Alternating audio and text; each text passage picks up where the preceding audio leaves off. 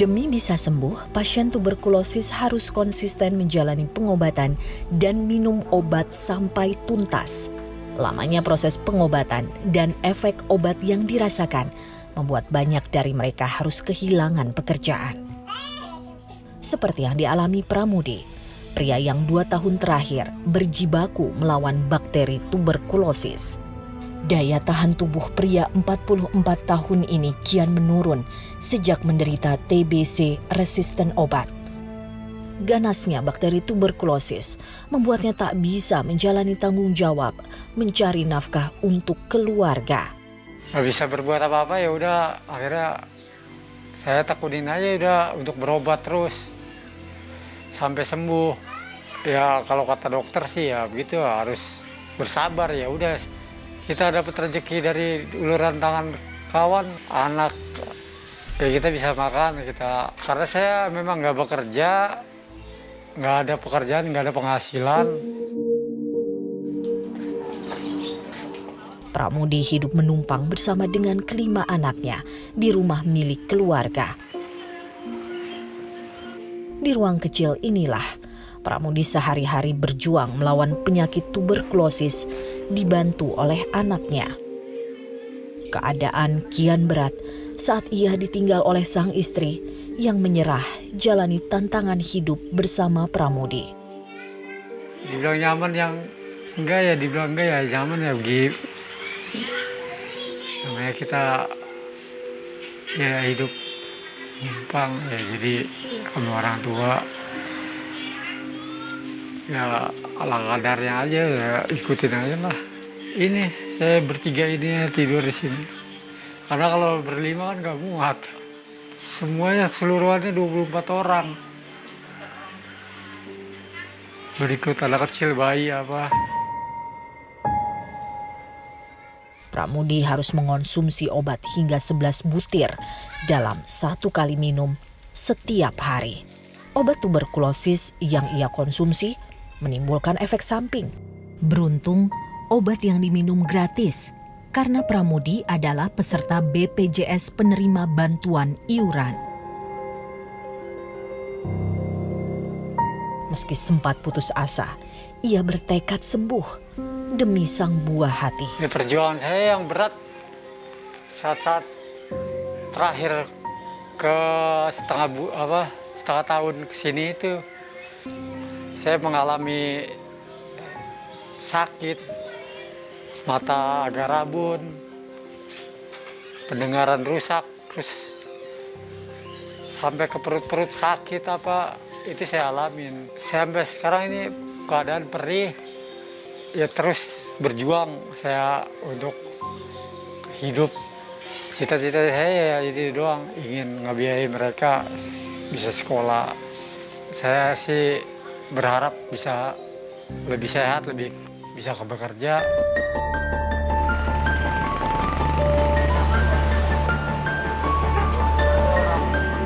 Beratnya perjuangan gapai kesembuhan yang dijalani para pasien TBC tidak hanya membutuhkan dukungan keluarga.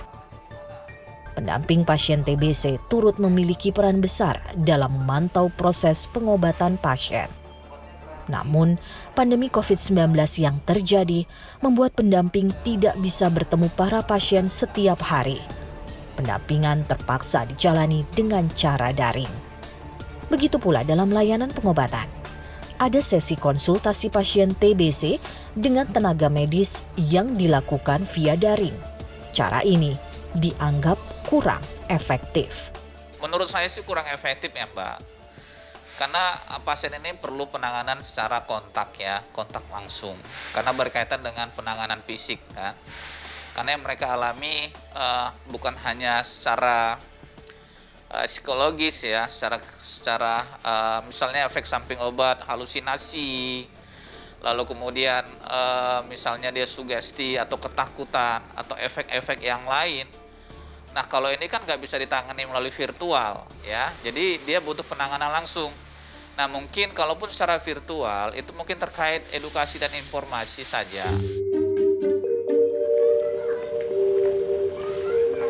Mamik Agustina, mantan penderita TBC yang tergabung dalam organisasi Perkumpulan Rekat Surabaya, aktif ambil peran mendampingi pasien di tengah pandemi. Selain lewat panggilan video, ia juga melakukan pendampingan pasien secara langsung. Dengan menjalani protokol kesehatan, ia rutin mendatangi tiap rumah pasien untuk memastikan pengobatan secara mandiri berjalan lancar. Pasien dengan usia yang sudah lanjut dan tidak bisa menggunakan teknologi komunikasi menjadi alasan bagi Mami tetap menemui pasien. Harapan pasien ya